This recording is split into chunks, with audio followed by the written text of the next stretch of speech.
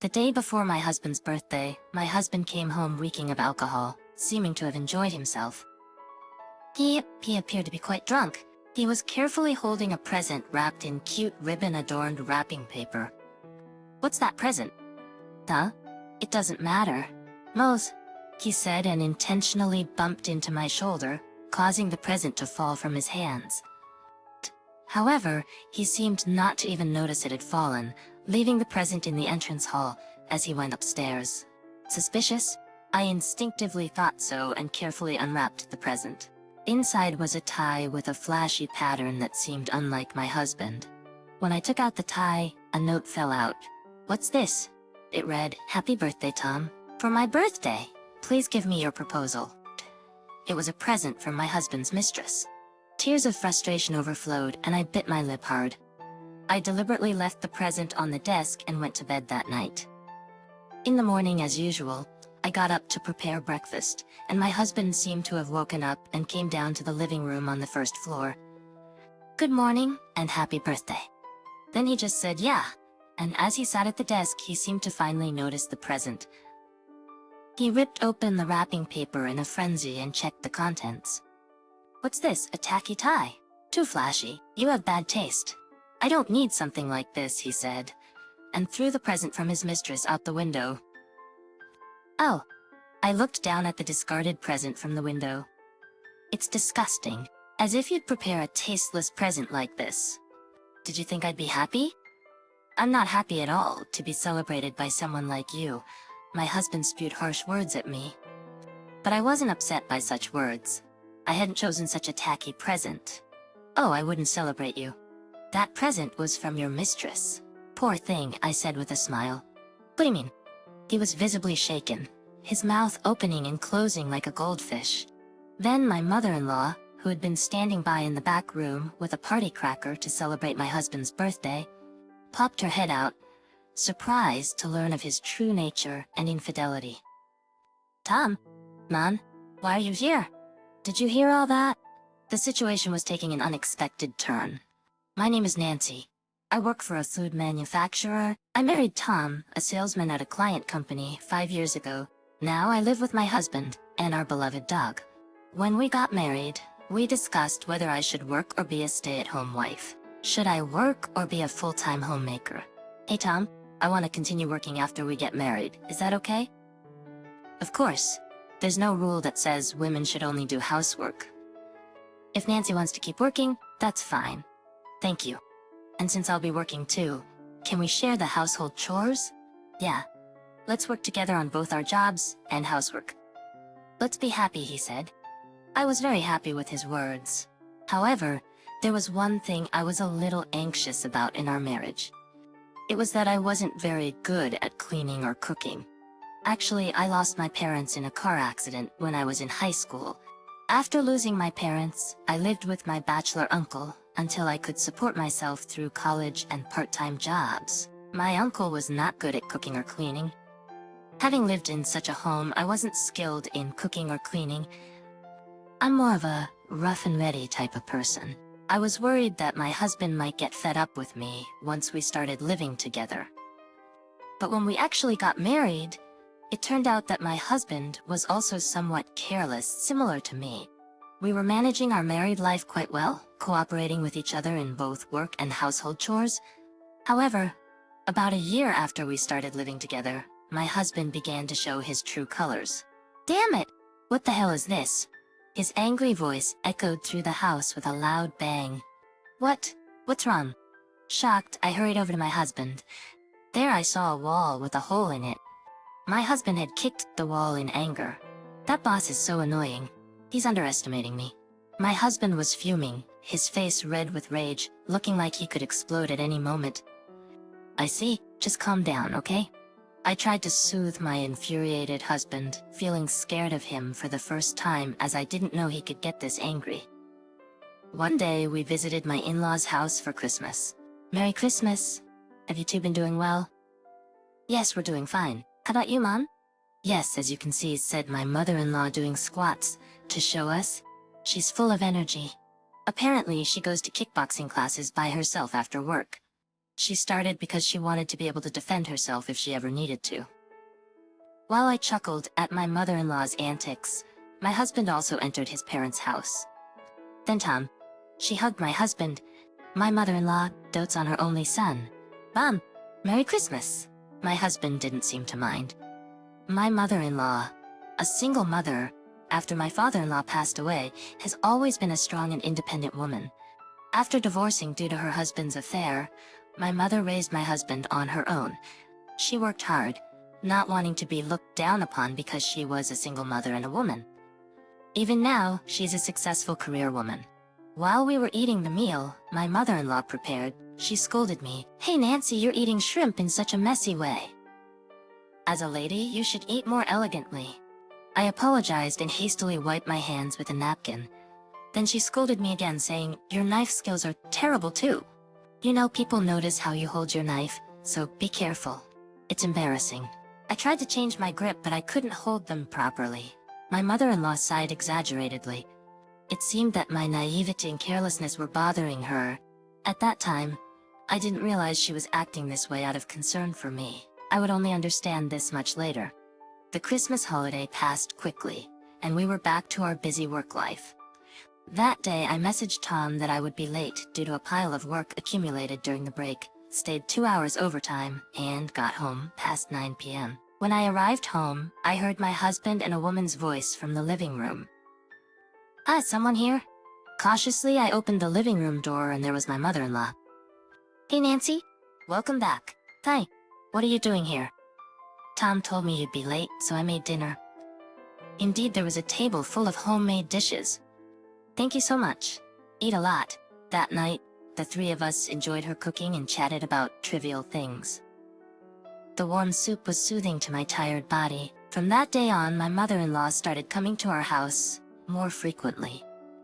She's quite straightforward, often bossing me around. My mother-in-law probably thinks she's guiding me, but her harsh way of speaking gradually became frightening. "Look at this mess again. Clean it up properly." She scolded me after seeing clothes I had taken off before going to work. She even complained about a little coffee left in a mug, calling it wasteful. I was often scolded for things like scratches on the floor or peeling wallpaper in our house. Without even asking how they happened, she would blame me, saying, "Nancy, you're too rough with things." "Sorry, why don't you learn a thing or two from Tom? He's good at taking care of things," she would say, snorting in disapproval. My mother-in-law's house is well maintained with well-used tools lined up. Clothes that are no longer worn are remade into bags or turned into rags. My mother-in-law herself values things greatly, and while I respect that aspect of her, it feels like a burden when she constantly criticizes me. Expects me to do the same. Seeing our interactions, my husband Tom would say, "Nancy's really careless, isn't she?" Making an obvious face of disgust. Every time my mother-in-law scolded me, Tom's attitude towards me got harsher. Feeling blamed by both of them, I became depressed. Tom, acting superior, would say in front of my mother-in-law, "Mom's right." I would never treat things like that. But in reality, he's the one who always leaves coffee, and when he's in a bad mood or angry, tends to take it out on objects. I'm the one always troubled by him taking his anger out on things around the house. But in front of my mother-in-law, he always acts like a good boy, so she has no idea about his true nature. Once I asked Tom, "Can you talk to your mom?" It's really hard being lectured by her every day. But Tom, who blindly trusts his mother, said, "Mom lectures you because you're wrong. She's not doing it to harass you. She's saying it all for your sake." Really? I was perplexed. Was Tom thinking that by leaving me to his mother, he'd put me in my place? Lately, that's what I've started to think. Am I being too cynical? Nothing was resolved, and months passed by when Tom started acting suspiciously. One day, he messaged, "I have to take a colleague home because they're too drunk to go alone. I'll be late." "Okay, take care. Hope your colleague feels better," I replied. I didn't suspect anything that day. Tom, a salesman, often goes to drinking parties and drinks a lot. So I just thought, Tom must have made them drink too much again. But from that day, Tom started coming home late. "I'm still finishing up work. I have a drinking party, I'll be late," he would say every day. On weekends, he'd say, "I'm not coming home today because of a business meeting," or "I'm going golfing." Even my mother-in-law was puzzled. Tom's late again today? Is something going on? I had no idea either. I don't know. He seems to be going to a lot of meetings lately. Really? He's out drinking again. Men are all the same, she sighed. As days like this continued, the word affair crossed my mind. Then one day Tom came home early from work, which was rare.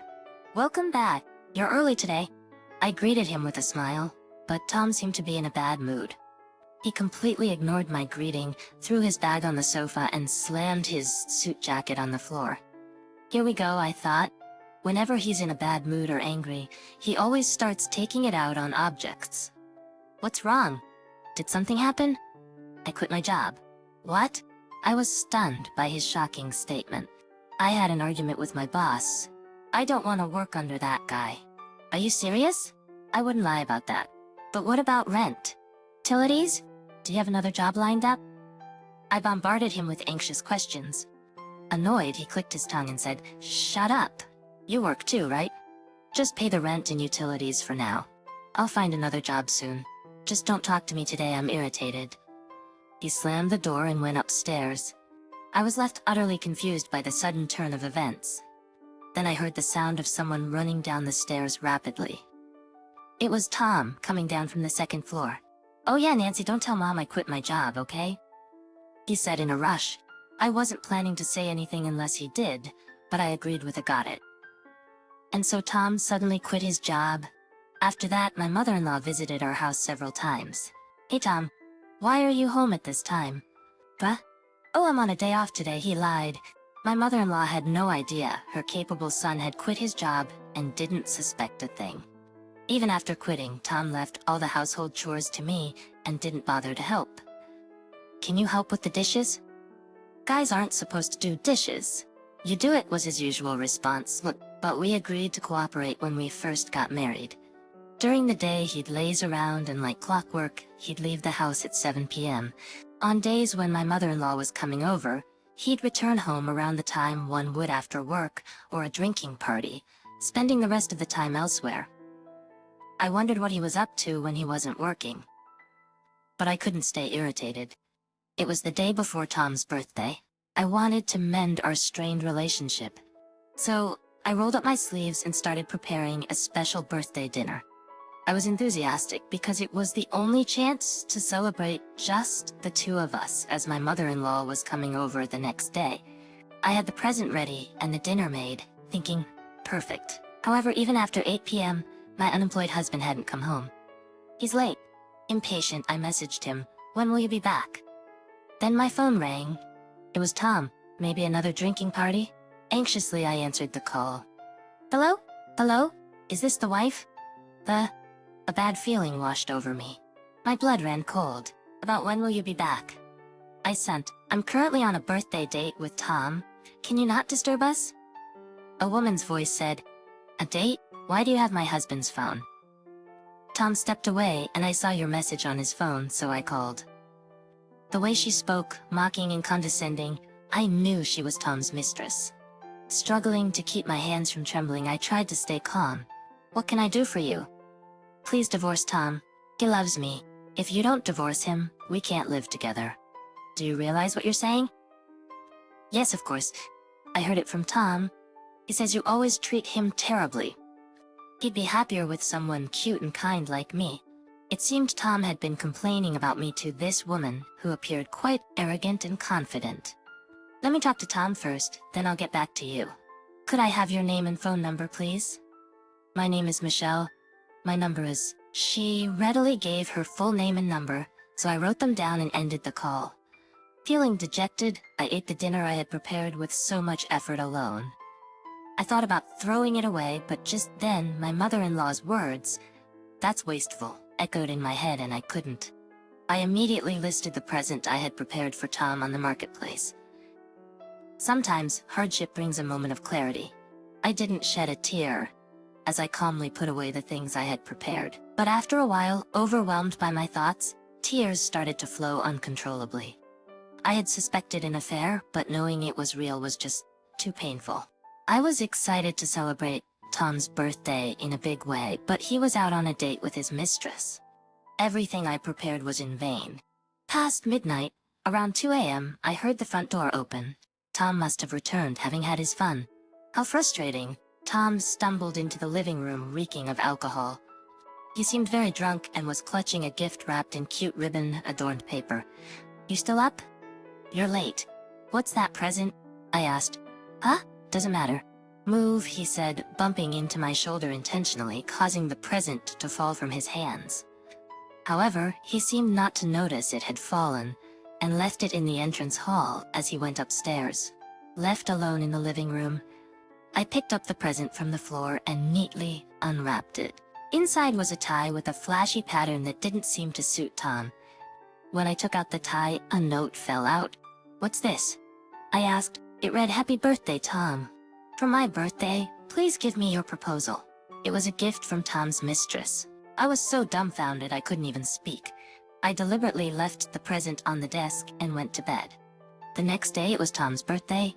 I got up as usual and started preparing breakfast when Tom also woke up and came downstairs to the living room. He still hadn't noticed the present on the desk. "Good morning and happy birthday," I said.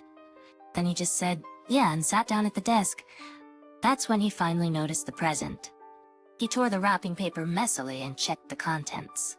"What's this? Tie? Too flashy. You have bad taste," he said, throwing the present from his mistress out the window. I looked down at the discarded present from the window. Gross. Did you really think I'd be happy with a tasteless present like this? "I'm not happy at all to be celebrated by someone like you." Tom spat out harsh words at me. Then the front door opened. It was my mother-in-law.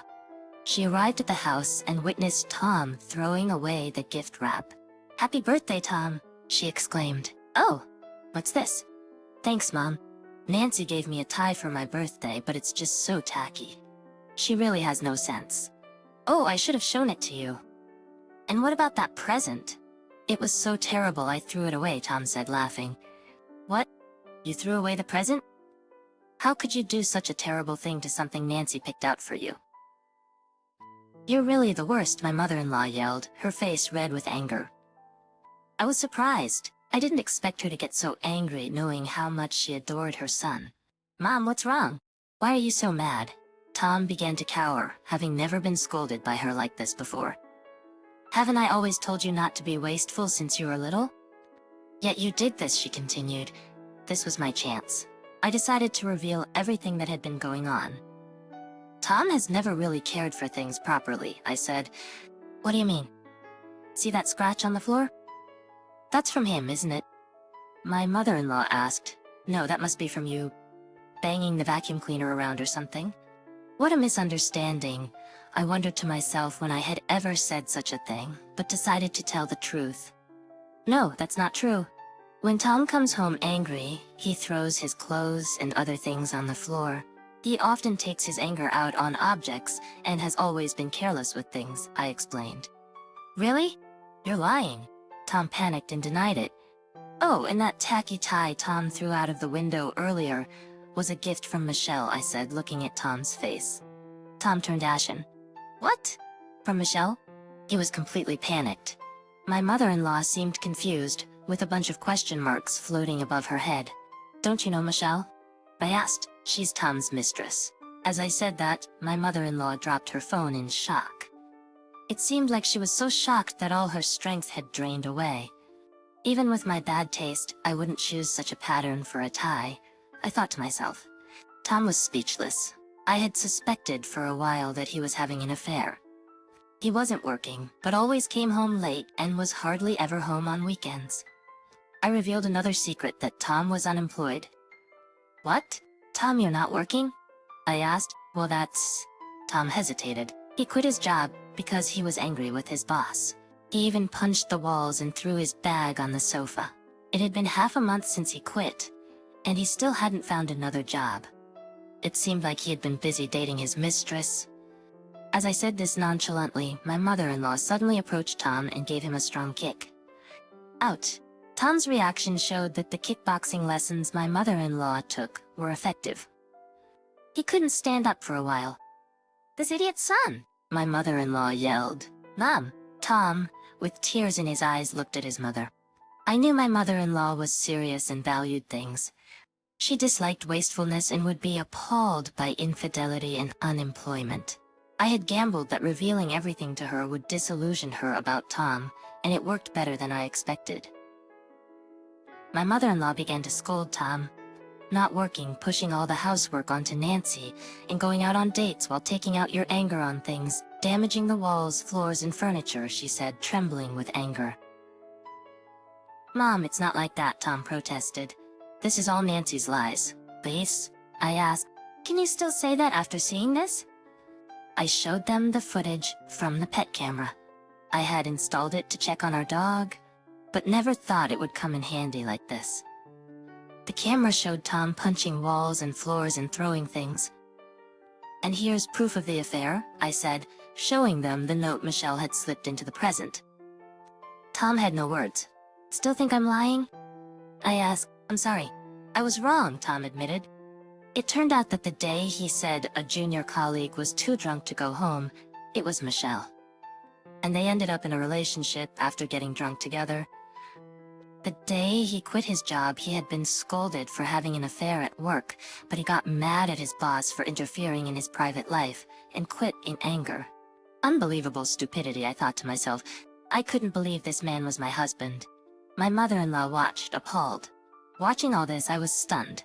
Then she apologized to me. "I heard you lost your parents when you were young, so I was really worried about you.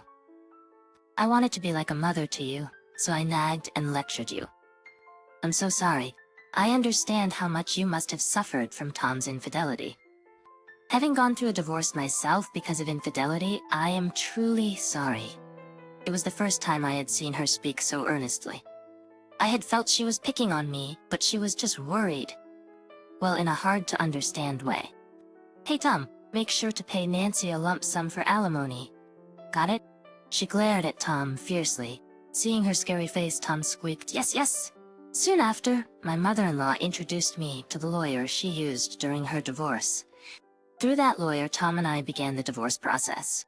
Tom was taken back to his parents' house by my mother-in-law, and now I live alone in our former home. A few days later, Tom called me. At first I ignored him, but he was so persistent that I reluctantly answered. "What? You're annoying. Nancy, don't talk to me like that. I was wrong. Please forgive me." "What? Now you come crawling back? Your lawyer is demanding alimony from me. 30,000. I don't have any money. I quit my job." Tom whined to me. I sighed deeply and said, "After having an affair, constantly verbally abusing me, and breaking so many things, you expect forgiveness? Are you out of your mind?